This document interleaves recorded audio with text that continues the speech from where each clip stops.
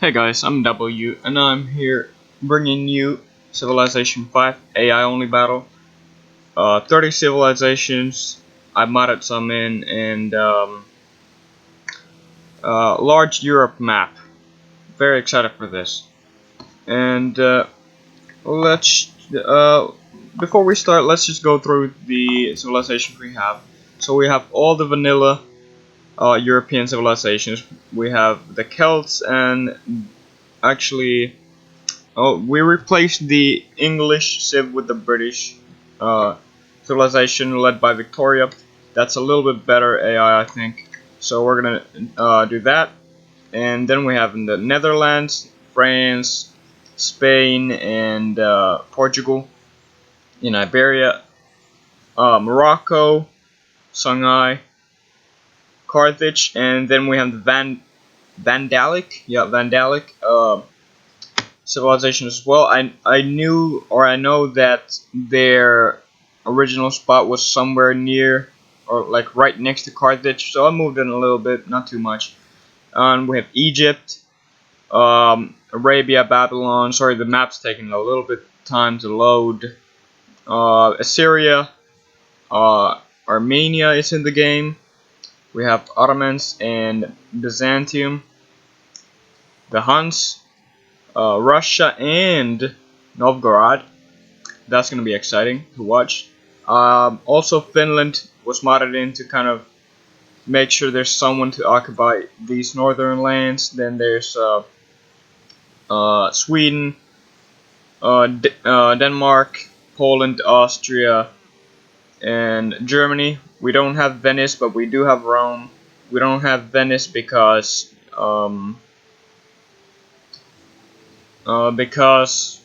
there's no city states, so they would do basically a one city challenge. We have Greece, and is that it? Oh yeah, last but not least, hopefully not least, we have Iceland. Yeah, baby. I'm rooting for Iceland, man. I'm rooting for Iceland. I think that's all. I hope I didn't miss any. So let's go to turn one. All right. We are playing on immortal difficulty, so the settling and technology, all that stuff, it's a little bit quicker than on Emperor, say. So and obviously they get these bonuses with they already have 3 warriors, a worker, and a scout. So that's a pretty big bonus for them.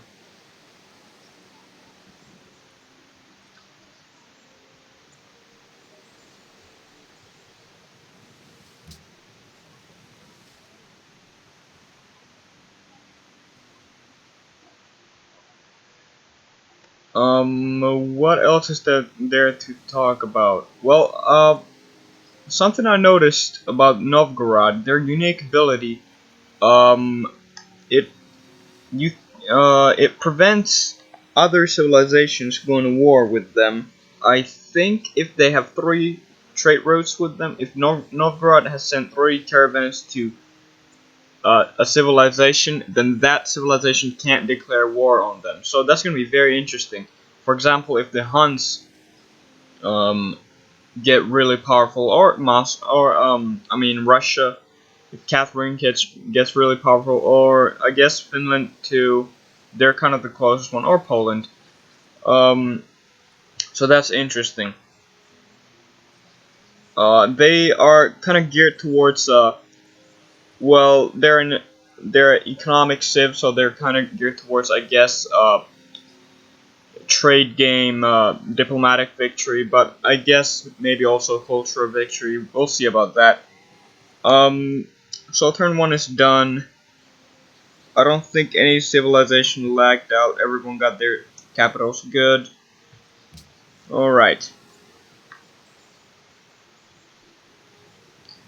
So there's a few matchups in this game, like, that are gonna really be big for the future. I mean, first, there's this huge I don't know what to even call it, a cluster of civilizations in Middle East. Babylon, Assyria, now there's Armenia even in there. There's Arabia if you go a little further, and then there's the Ottomans, and if you go a little further, you have Byzantium. So that's going to be very interesting. Also, only cultural domination and science victories are allowed. So there's that to keep in mind. Obviously, we can't have a diplomatic victory since there's no city-states in this game, and a time victory would just be lame. So there's that. I'm very excited to see these Scandinavians or Nordic civs, how they do. Finland, I don't think is because the northern part of the Scandinavian subcontinent. I don't know if that's a subcontinent, but it's missing. So there's no land connection between Sweden and Finland unless you go. Actually, there is no land connection, not even here. So there's that. I'm very excited to see how. I don't think Novgorod, as I talked earlier, they're kind of peaceful civ. They have the unique ability of, I think it's I don't know what's it called, something peace though. Um, then you have the very expansive Russia and the very aggressive Huns. We're probably gonna. It's turn 8, so I would think city number 2s are gonna be coming in a few turns. There's probably gonna be settlers in a few turns.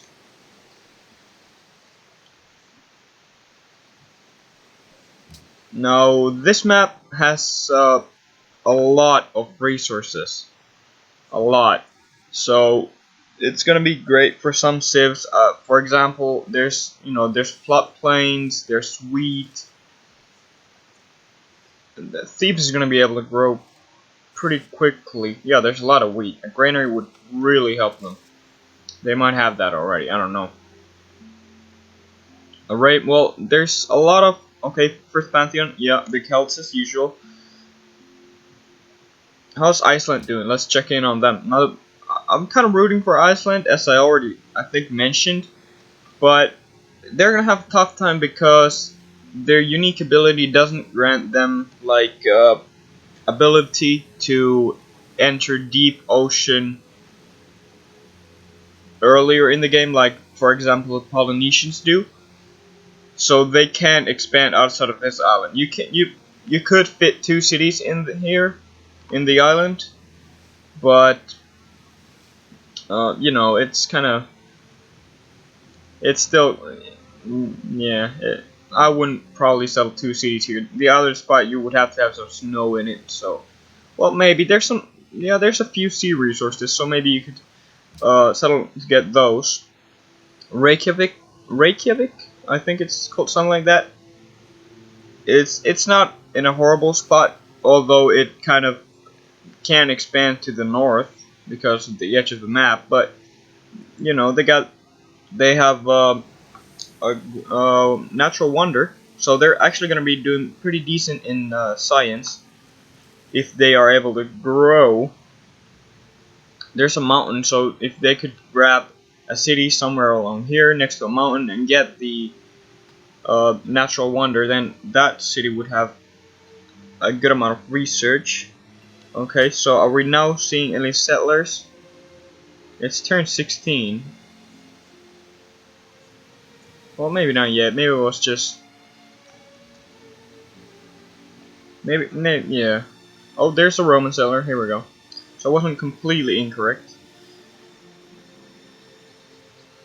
There's also going to be a huge battle between the Vandals and the Carthaginians.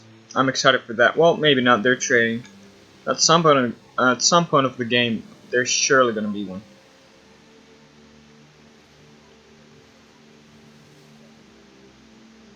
I think the biggest kind of spot to colonize is northern Russia. or I guess Sahara, but you know that's not gonna give you much unless you have like desert folklore or something. There's some there's a lot of cotton over here, and there's if you can grab a few oases, that's probably the wrong way to say it, but anyway, if you can grab a few of those, get some hills, then you might have a decent city, not a good one, but you know, okay. Especially when you're the AI, you know, you get I don't know what you get. You get happiness bonuses, all that, so you can settle a little bit more cities. You don't have to be really you don't have to get conservative when you settle. There's a Finnish settler. There's probably a bunch more. I don't see any civilizations with 2 cities yet, but now we're starting to see some settlers. France has one up. How about Spain? No, nothing in Iberia. Morocco has one, and so does Carthage. Yeah, now we're seeing a lot of them. Egypt has one. Babylon has one. Is that it? Oh, Byzantium has one. Usually they're kind of late to settle. The Huns have a pantheon, and they get culture from plantations. Well, they do have wine, a lot of wine around them, and some cotton. So if they settle here, they're gonna have 4 more plantations.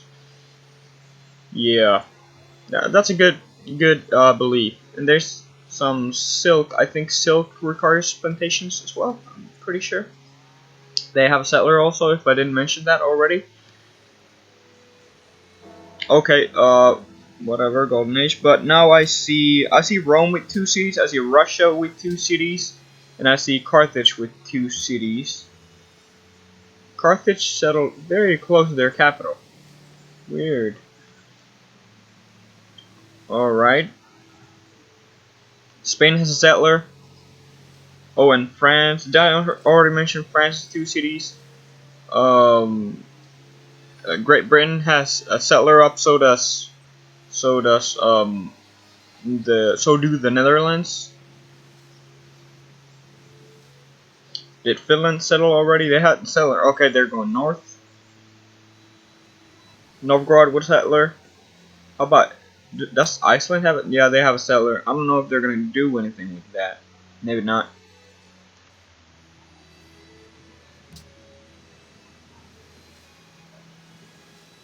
The Huns. I probably said something about that already. Okay, now everyone's got some settlers up. Not seeing that many. Okay, Finland settled, and I see a Babylonian city over here. How's that spot? Well, it's gonna have salt and gold and some rivers, so that's not a horrible spot.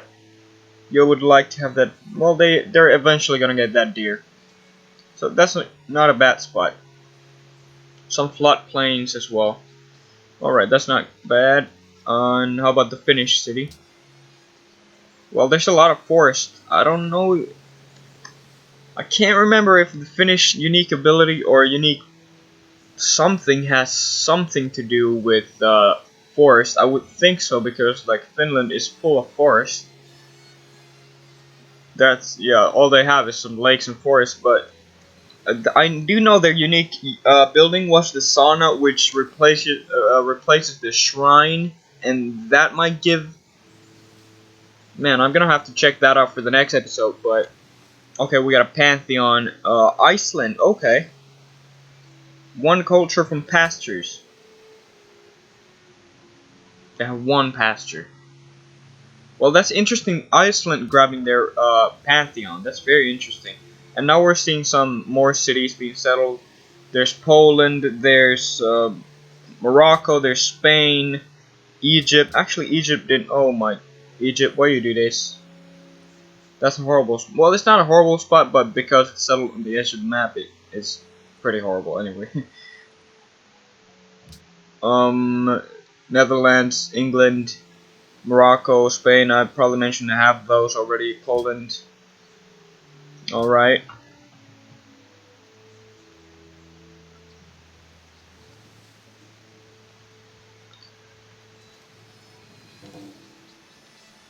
How about the Celts? How are they doing? They got a settler, but I don't know if there's probably not. Well, you could settle a city somewhere between, I guess. How about the other Scandinavia or Nordic civs? They don't even have settlers. Okay. Anyone got 3 cities up? How about Carthage? I think Carthage was the first one to settle 2. No, they don't have a 3rd settler. Portugal. This is also going to be very interesting. Iberia is a pretty large region of the map, and you know, usually, as far as I've seen in AI only battles and Earth maps, you know, Spain usually kind of takes out Portugal, but right now I don't know. And also, you know, you might see Rome or France or someone else colonize some. I guess northern part is the most open part of the Iberian Peninsula, so that's possible also. And whoever wins this battle, that's a lot of land for them. So you know they're gonna be in a good position. Assyria with 2, the Ottomans with 2. I don't know if I noticed this already, but everyone's got. Does everyone has 2 cities up? No. No, there's Greece. Greece is doing okay. Well, they're gonna grab this volcano here, natural wonder. That's gonna give them a nice boost to research. That's actually very big in the early game. 5 research. That's very big. They haven't grabbed it yet though. Stone circles for Arabia. Let's see. Well, there's. Oh, you get marble as well grants. Them faith. Okay, so let's turn on the resource icons for a few minutes. There's not that much stone. They do have 2 sources of marble next to them, and Arabia actually has cellar up. Alright. Anyone got 3 cities yet? No.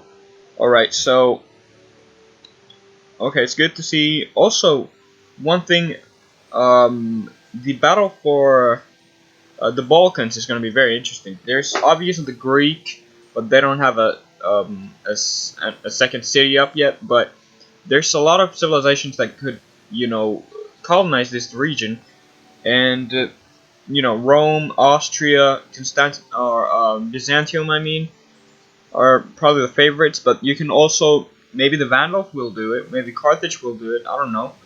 Uh, and you know, the Ottomans are have a possibility of doing that as well. So that's going to be very interesting to see. We still don't see any civilization with 3 cities. Shanghai has their 2nd city. And where is Portugal going? They might be going for the. Is this the Pyrenees? I'm not sure. It could be. But I don't know. Okay, great library for Catherine. They tend to be very scientific. Usually, I think. Okay, and Novgorod settling this region. There's a lot of lakes. You know what? This could be an excellent region for growth because if you research civil service, you're gonna get +1 food in tiles with access to fresh water, and tiles with, you know, that have a lake next to them do have access to fresh water. So that's gonna be very big. There's 3 lakes right there.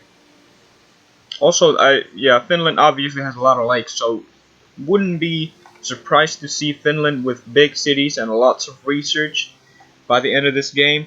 But anyway, I think I'm gonna have to stop right there. Thank you so much for watching. If you liked it, please leave a like and subscribe, and I will be back with another episode.